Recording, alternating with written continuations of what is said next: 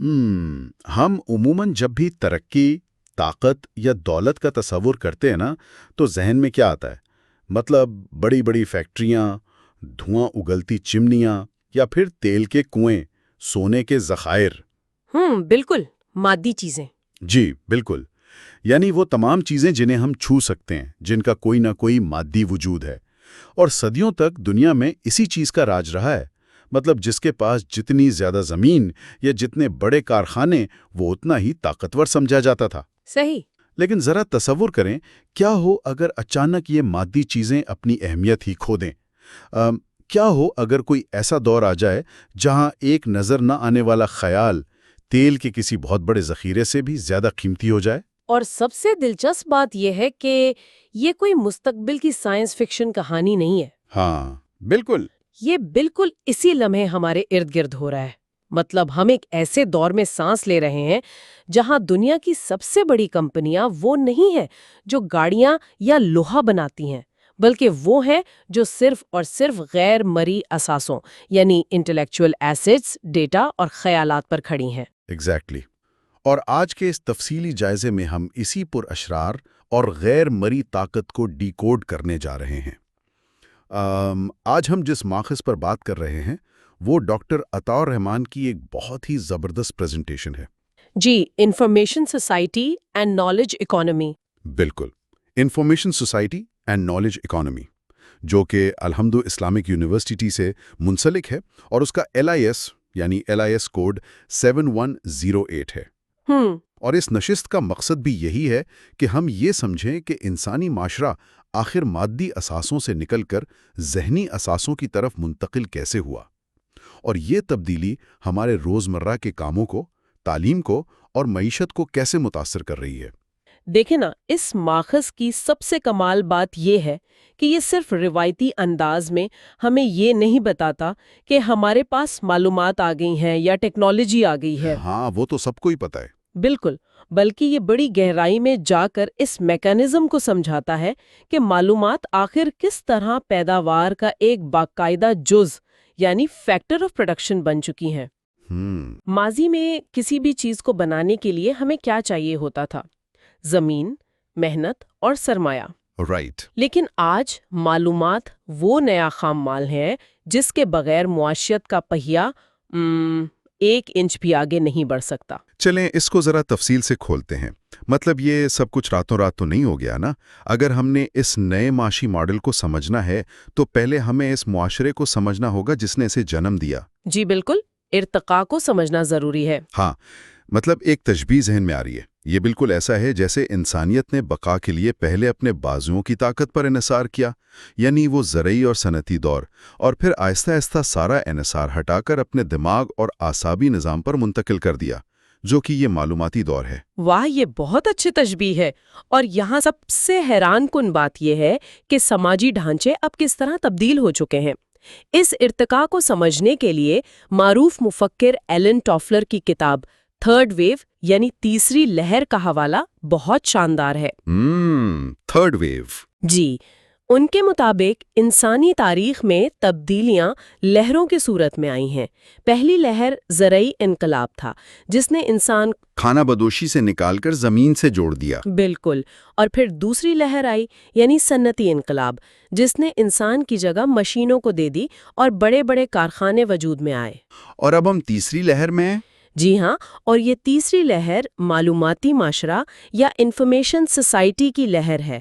इस लहर ने पिछले तमाम ढांचों को बिल्कुल हिला कर रख दिया है। अच्छा। जी, अब मईशत का इन्हिसार इस बात पर नहीं है कि किसी के पास कितनी ज़मीन है या कितनी मशीनें हैं, बल्कि इस पर है कि मालूमात का तेज़ तरीन तबादला या रैपिड इंफॉर्मेशन एक्सचेंज कैसे हो रहा है।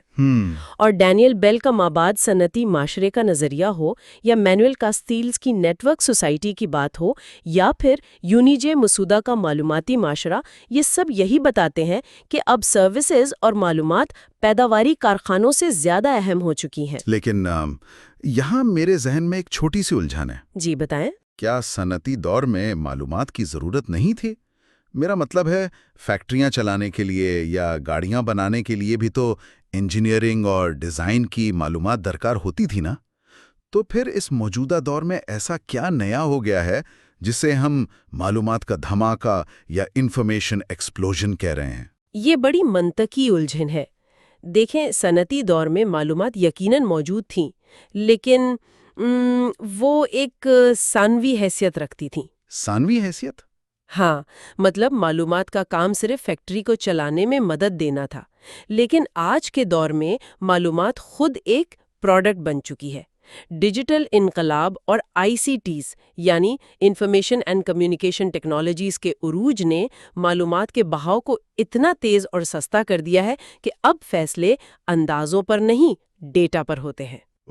یعنی معاشرے کا بنیادی ڈھانچہ ہی بدل گیا ہے۔ بالکل، اور یہیں سے نالج اکانومی یا علم کی معیشت کا تصور ابھرتا ہے۔ یہاں بات واقعی بہت دلچسپ ہو جاتی ہے، کیونکہ سننے والوں کے ذہن میں بھی یہ سوال آ سکتا ہے کہ ہم اکثر سنتے ہیں نالج اکانومی کے بارے میں، لیکن کیا معلومات اور علم ایک ہی چیز ہیں؟ یہ بہت عام غلط فہمی ہے۔ ہاں نا، مطلب اگر میرے اسمارٹ فون میں دنیا بھر کا ڈیٹا موجود ہے تو کیا میں اس علم کی معیشت کا حصہ بن گیا ہوں؟ کیا علم محض بہت ساری معلومات کا دوسرا نام نہیں ہے؟ قطعاً، اور اس جائزے میں اس فرق کو بہت ہی واضح انداز میں کھولا گیا ہے۔ معلومات یعنی انفارمیشن اور علم یعنی نالج کے درمیان ویلیو کریشن کا یعنی قدر پیدا کرنے کا بہت بڑا فرق ہے۔ اچھا، وہ کیسے؟ دیکھیں، معلومات دراصل صرف خام مال ہے، یہ را مٹیریل ہے جو بس بکھرا ہوا ہے، جبکہ علم جو ہے نا وہ پروسیس کی گئی معلومات ہے۔ اس کو اگر میں ایک تشبیہ سے سمجھاؤں تو معلومات کا مطلب ہے کہ آپ کے پاس کچن میں ساری اشیاء موجود ہے، آٹا، چینی، انڈے، لیکن علم وہ شیف ہے جو ان اشیاء کو ملا کر ایک شاندار کیک بناتا ہے۔ کیا یہ تشبیہ ٹھیک ہے؟ 100% درست۔ اگر ہم اسے وسیع تر تناظر میں دیکھیں نا تو معاشی پیداواری صلاحیت کا انحصار اب اس بات پر ہے کہ اس علم کو لاگو کیسے کیا جاتا ہے، یعنی ایپلیکیشن آف نالج۔ جی، صرف ڈیٹا اکٹھا کر لینا کافی نہیں ہے، ڈیٹا اکٹھا کرنے سے لے کر اس سے ایک نیا آئیڈیا نکالنا یعنی علم کی تخلیق کرنا اور پھر اسے معاشی فائدے کے لیے استعمال کرنا، یہ پورا سفر ہی اصل گیم چینجر ہے۔ تو اس کا مطلب ہے اس نئی معیشت کے اصول بالکل مختلف ہیں۔ بالکل، نالج اکانومی کی سب سے بڑی خوبی ہی یہ ہے کہ یہ جدت یعنی انوویشن، انسانی سرمائے اور مہارت یافتہ افرادی قوت پر چلتی ہے۔ اس میں محنت کشوں والے کاموں سے زیادہ اب ریسرچ اور ڈیولپمنٹ یعنی R&D کی اہمیت ہے۔ یہ بڑی زبردست بات ہے۔ مطلب اگر آپ صرف ڈیٹا کو ادھر ادھر کر رہے ہیں تو آپ صرف خام مال ڈھو رہے ہیں، اصل قدر تو اس کی پروسیسنگ اور جدت میں ہے۔ جی، اور جو پروفیشنل یہ کام کرتا ہے اسے ہم علم کا کارکن یعنی نالج ورکر کہتے ہیں۔ Knowledge worker? ہاں، یہ وہ شخص ہے جو معلومات کو سنبھالنے، پیچیدہ مسائل حل کرنے اور مسلسل سیکھنے کی صلاحیت رکھتا ہے۔ اس معیشت میں جو رکے گا وہ ختم ہو جائے گا۔ تو اگر علم ہی اس دور کی نئی کرنسی ہے اور نالج ورکرز اس کے کارکن ہیں، تو سوال یہ پیدا ہوتا ہے کہ اس کرنسی کے بینک کہاں ہیں؟ یہ بڑا اچھا سوال ہے۔ مطلب یہ علم پیدا کہاں سے ہو رہا ہے اور محفوظ کیسے ہو رہا ہے؟ کوئی تو جگہ ہوگی نا؟ بالکل، علمی معیشت کے کچھ اہم ستون ہیں۔ اس میں سب سے پہلے تو تعلیم اور تربیت کے ادارے آتے ہیں، پھر آپ کا جدید انفراسٹرکچر آتا ہے جیسے telecommunication, broadband, cloud computing, cyber infrastructure اور ڈیٹا سینٹرز، اور یقیناً ایک سازگار پالیسی کا ماحول بھی۔ صحیح۔ اس سب میں ٹیکنالوجی کا کردار بہت اہم ہے۔ مصنوعی ذہانت یعنی AI، big data, e learning systems, یہ سب مل کر اس علم کو پھیلاتے ہیں۔ لیکن اس جائزے میں جس ادارے کے نئے کردار پر سب سے زیادہ حیران کن روشنی ڈالی گئی ہے نا، جی، وہ ہے لائبریریاں۔ رکھنا پڑے گا۔ مطلب عام طور پر تو لوگ یہی سوچتے ہیں کہ انٹرنیٹ اور گوگل کے آنے کے بعد لائبریریاں تو شاید ختم ہی ہو جائیں گی۔ یہی لگتا ہے بظاہر۔ ہاں نا، جب ہر چیز ڈیجیٹل ہو گئی ہے تو لائبریریوں کا کیا کام باقی رہ گیا ہے اس نالج اکانومی میں؟ اس جائزے کے مطابق تو لگتا ہے جیسے وہ کوئی بہت ہی اہم ہتھیار بن گئی ہیں۔ بالکل، اور یہ LIS یعنی لائبریری اور انفارمیشن سائنس کا بدلتا ہوا کردار ہے۔ اب لائبریریاں صرف پرانی کتابوں کے کمرے نہیں رہیں، وہ ڈیجیٹل لائبریری سروسز اور کمیونٹی انفارمیشن سینٹرز بن چکی ہیں۔ واہ! اور سب سے اہم بات، LIS پروفیشنلز اب صرف معلومات کو محفوظ نہیں کرتے، وہ ریسرچ سپورٹ اور ڈیٹا کیوریشن فراہم کرتے ہیں۔ ڈیٹا کیوریشن؟ جی، اس کا مطلب ہے کہ بے تحاشا ڈیجیٹل کچرے میں سے کام کی اور مستند معلومات چھانٹ کر انہیں قابل استعمال بنانا۔ اور اس کے علاوہ لائبریریاں ڈیجیٹل ڈیوائیڈ کو ختم کرنے کا ایک بڑا ذریعہ ہے۔ یعنی وہ لوگ جن کے پاس ٹیکنالوجی نہیں ہے ان تک رسائی پہنچانا؟ جی بالکل، اور اوپن ایکسس کے ذریعے علم کو سب کے لیے عام کرنا، انفارمیشن لٹریسی کی باقاعدہ تربیت دینا، یہ اب لائبریریوں کا نیا کردار ہے۔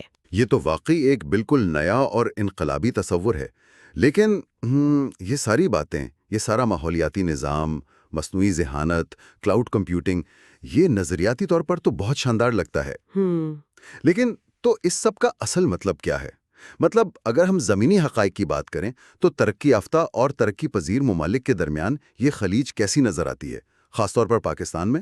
یہ ایک بہت اہم پہلو ہے اس پریزنٹیشن کا، کیونکہ پاکستان جیسے ملک کے لیے جہاں ابھی تک بنیادی ڈھانچے کے اتنے مسائل ہیں، وہاں یہ علمی معیشت کیا محض خواب ہے یا کوئی ٹھوس حقیقت جس کی طرف واقعی قدم بڑھائے جا رہے ہیں؟ دیکھیں، اگر ہم عالمی حقائق کی بات کریں نا، تو عالمی سطح پر علمی بہاؤ اور بین الاقوامی تعاون کے فوائد تو بہت ہیں، لیکن ٹیکنالوجی تک رسائی میں عدم مساوات بھی اتنی ہی بڑی حقیقت ہے۔ جی وہ تو ہے۔ لیکن اگر پاکستان کے منظرنامے کو دیکھا جائے تو حقائق کی روشنی میں اس جائزے نے واضح کیا ہے کہ پاکستان میں ICT اور ہائر ایجوکیشن کمیشن یعنی HEC کے اقدامات نے ایک بنیاد تو ضرور فراہم کر دی ہے۔ اچھا، کیا اقدامات؟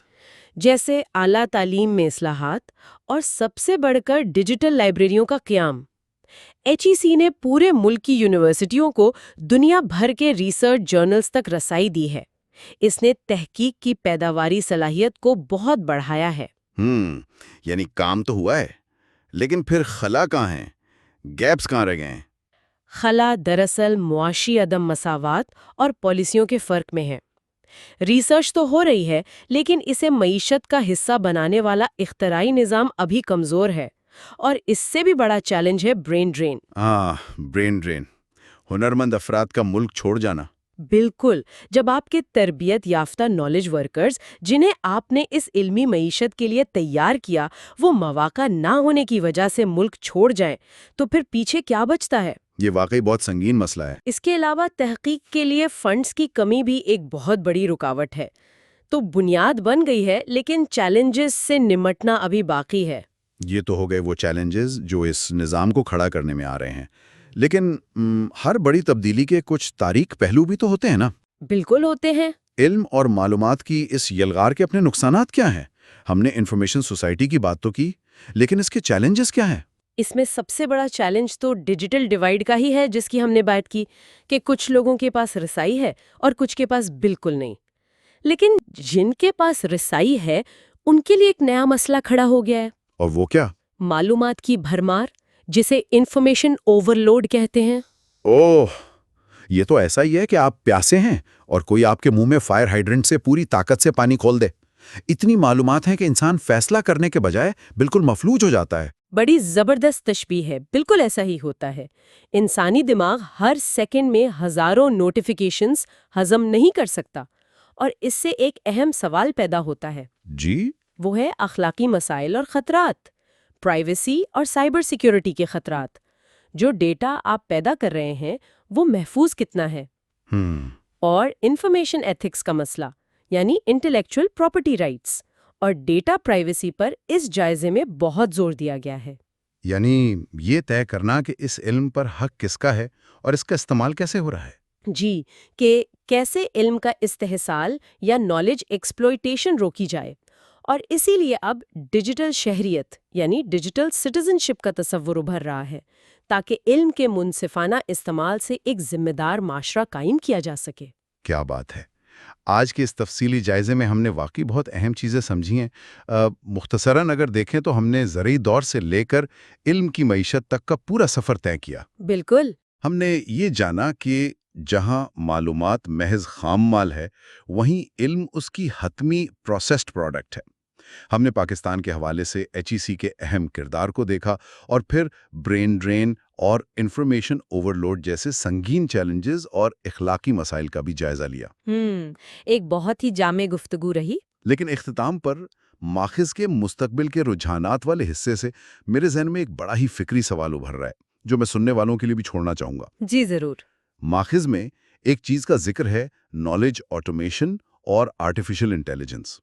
اب تک تو ہم نے یہ سمجھا کہ معلومات کو پروسیس کرنے کے لیے علم کا استعمال ہم انسان کرتے ہیں، یعنی نالج ورکر۔ صحیح۔ لیکن اگر مستقبل قریب میں اے آئی اس علم کی تخلیق کو بھی خودکار یا آٹومیٹ کر دے گی تو پھر انسان کا کردار کیا رہ جائے گا؟ یہ واقعی سوچنے کی بات ہے۔ کیا ہم اس نالج اکانومی کی سرحدیں پار کر کے آگے کسی وزڈم اکانومی یعنی حکمت و دانش کے دور کی طرف بڑھنے والے ہیں، جہاں سوال یہ نہیں ہوگا کہ ہم معلومات سے کیا بنا سکتے ہیں، بلکہ یہ ہوگا کہ ہماری اخلاقیات اور حکمت ہمیں کیا بنانے کی اجازت دیتی ہے؟ ایک بہت ہی گہرا اور بروقت سوال ہے۔ اور اسی فکری نقطے کے ساتھ ہم آج کے اس تفصیلی جائزے کا اختتام کرتے ہیں۔ اس پوری ریسرچ کو اتنا زبردست انداز میں سمجھنے کے لیے وقت نکالنے کا اور ہمارے ساتھ اس گفتگو میں شامل رہنے کا بہت شکریہ۔ ملتے ہیں اگلی نشست میں۔ شکریہ۔ خدا حافظ۔